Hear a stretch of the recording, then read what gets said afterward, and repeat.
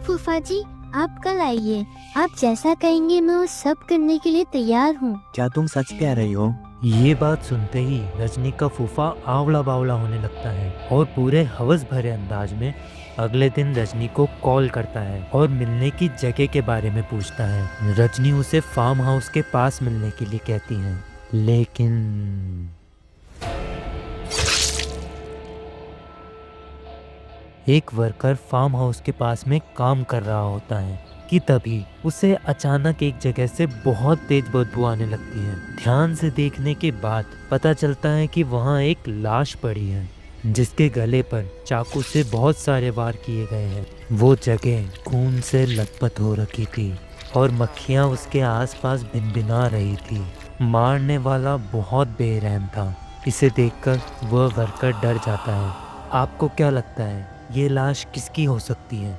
क्या ये लाश रजनी की है जिसके गले को चाकू से छलनी कर रखा है, या फिर ये रजनी के फूफा गंगा सागर की है? ये भी तो हो सकता है कि उस रात कोई तीसरा शख्स भी वहाँ मौजूद हो। ये लाश उस तीसरे शख्स की भी हो सकती है। ये केस जितना क्रूरली है, इसकी कहानी उससे कई गुना ज़्यादा इंटरेस्टिंग है। मैं आपके इंटरेस्ट और क्यूरियोसिटी को बढ़ाने के लिए उस लाश का जेंडर अभी नहीं बताऊंगा। आपको ज़्यादा मजा आएगा। आइए जानते हैं एक सत्य घटना पे आधारित ये कहानी।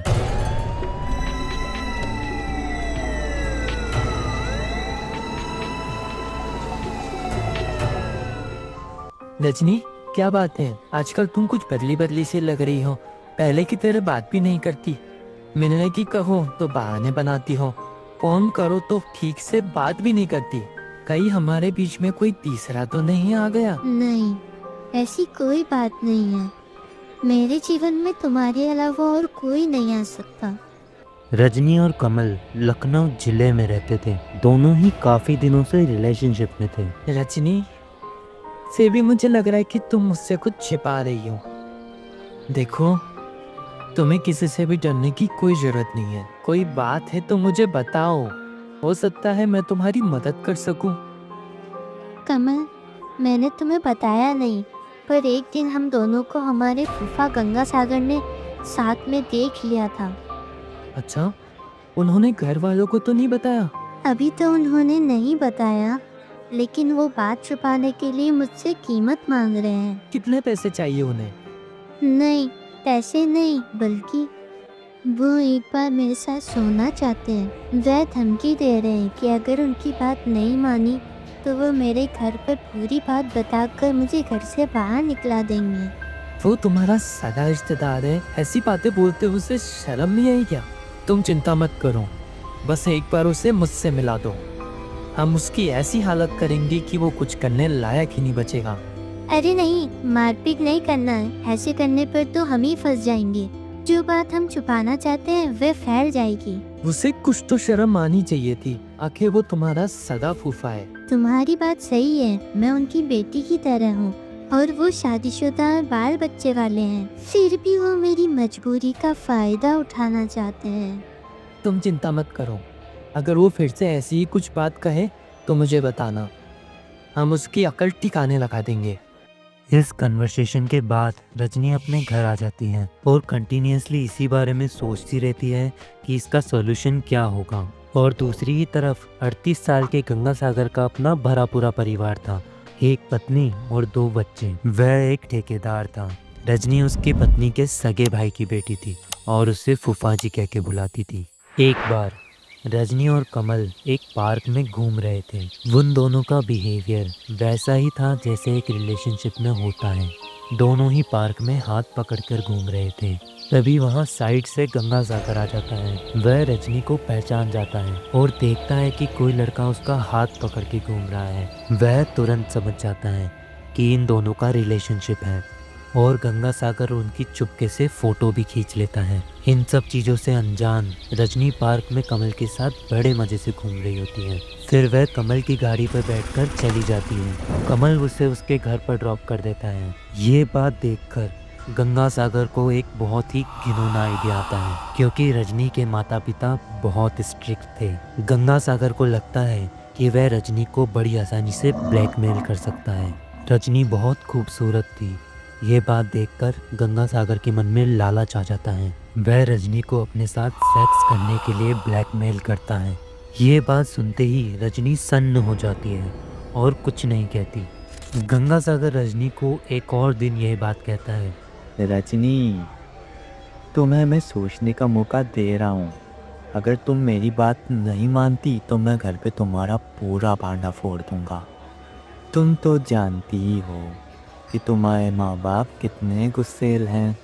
मैं उन्हें ये बात कहूँगा तो उन्हें मेरी बात पे पक्का यकीन हो जाएगा, क्योंकि मेरे पास तो तुम दोनों की फ़ोटो भी है। और फिर बिना कुछ सोचे समझे ही वो तुम्हें घर से बाहर निकाल देंगे। रजनी को धमकी देकर गंगा सागर चला जाता है। समस्या बहुत ही ज़्यादा गंभीर होती जाती है और फिर अचानक गंगा सागर उसे फोर्स करना बंद कर देता है। कुछ दिनों तक गंगा सागर उसके सामने भी नहीं आता। रजनी को लगता है कि शायद उसके फूफा का उसके साथ सेक्स करने का भूत उतर गया। ये बात सोचकर रजनी शांत हो जाती है। उसे लगता है कि गंगा सागर अब उसे तंग नहीं करेगा। लेकिन फिर अगले ही दिन गंगा सागर रजनी के घर पहुंच जाता है और वह उसके माता पिता को उसके बारे में बताने की कोशिश करता है, लेकिन बताता नहीं है। वह बस डराने आया था और रजनी बहुत ज़्यादा डर भी जाती है। और फिर वो रजनी को अकेला पाकर उससे पूछता है। रजनी, तुमने मेरे प्रस्ताव पे क्या विचार किया? अभी तो कुछ समझ नहीं आ रहा कि क्या करूं। देखिए फूफा जी, आप मुझसे बड़े हैं, मैं आपकी बच्ची की तरह हूँ, मुझे माफ कीजिए। इसमें छोटे बड़े जैसी कोई बात नहीं है। इतना समझ लो कि अगर मेरी बात नहीं मानी तो भांडा फोड़ दूंगा। आखिरी बार बोल रहा हूँ। गंगा सागर की यह बात सुनकर रजनी कुछ नहीं बोलती है। उसे इस बात का यकीन हो जाता है कि वह नहीं मानने वाला। रजनी ये सारी बात कमल को बताती है और कमल उसे कहता है, ठीक है, किसी दिन उसे बुला लो। इसके बाद रजनी और कमल एक प्लान बनाते हैं। दूसरी ही तरफ गंगा सागर के मन में तो रजनी की जवानी का भूत चढ़ रखा था। वह उसके साथ संबंध बनाने के ख्वाब सजा रहा था। अगले दिन सुबह होते ही वह रजनी को कॉल करता है। रजनी को लगता है कि अब यह मानने वाला नहीं है। कमल के प्लान पे काम करते हुए रजनी फोन को उठा लेती है। फूफा जी, आप कल आइए, आप जैसा कहेंगे मैं वो सब करने के लिए तैयार हूँ। क्या तुम सच कह रही हो?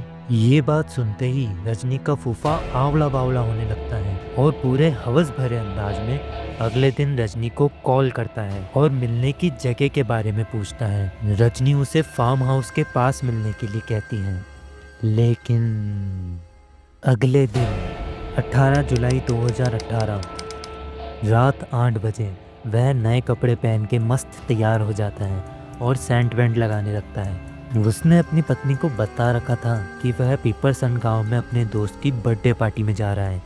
रात की 11 बज गई, लेकिन वह फिर भी घर नहीं लौटा। उसकी पत्नी ने उसे फ़ोन किया, लेकिन उसका फ़ोन बंद आ रहा था। 12 बज गई। उसकी पत्नी को उसकी चिंता होने लगी, लेकिन उसका फ़ोन तब भी नहीं लगा। उसकी पत्नी सोचती है कि ज़्यादा रात होने की वजह से वह उसके दोस्त के घर पर ही रुक गए हों, सुबह आ जाएंगे। ऐसा कहकर उसकी पत्नी अपने आप को मना लेती है और सो जाती है। अगले दिन सुबह कोई गंगा सागर की पत्नी को कॉल करके बताता है कि हरिहरपुर पटसा गांव के पास फार्म हाउस के नज़दीक गंगा सागर की डेड बॉडी पड़ी है। ये बात सुनते ही वह मोहल्ले के लोगों के साथ वहां पहुंचती है और अपने पति की लाश को देखकर उससे लिपट के रोने लगती है। उसके पति के गले पर चाकू से कई वार किए गए थे। सूचना मिलने पर पुलिस भी वहां आ जाती है। पुलिस लाश को पोस्टमार्टम के लिए भेज देती है। कुछ देर बाद पुलिस को ये सूचना मिलती है कि गंगा सागर की लाल रंग की बाइक घटना स्थल से 22 किलोमीटर दूर असोहा थाना क्षेत्र के बावलिया गांव के पास सड़क के किनारे एक गड्ढे में पड़ी है। पुलिस उसे बरामद कर लेती है। जिस क्रूरता से गंगा सागर की हत्या की गई थी, पुलिस को लगता है कि हत्यारे की गंगा सागर से बहुत ही गहरी खुंदक थी, तभी तो उसने चाकू से उसके शरीर को गोद डाला था। पुलिस ने गंगा सागर के सभी रिश्तेदार और उसके ठेकेदार दोस्तों से बात की कि गंगा सागर की दुश्मनी आखिर थी किससे। पुलिस ने गंगा सागर की कॉल डिटेल्स को खंगालना शुरू किया। कॉल डिटेल से यह पता चला कि उस रात गंगा सागर की बातचीत रजनी से हुई थी। पुलिस ने रजनी को बुलाया। पुलिस रजनी से कहते हैं कि हमें तो सब पता है कि गंगा सागर की हत्या किसने की थी। तुम मुझे बस ये बता दो कि हत्या करने की वजह क्या थी, आखिर क्या दुश्मनी थी। रजनी बहुत सीधी सादी लड़की थी।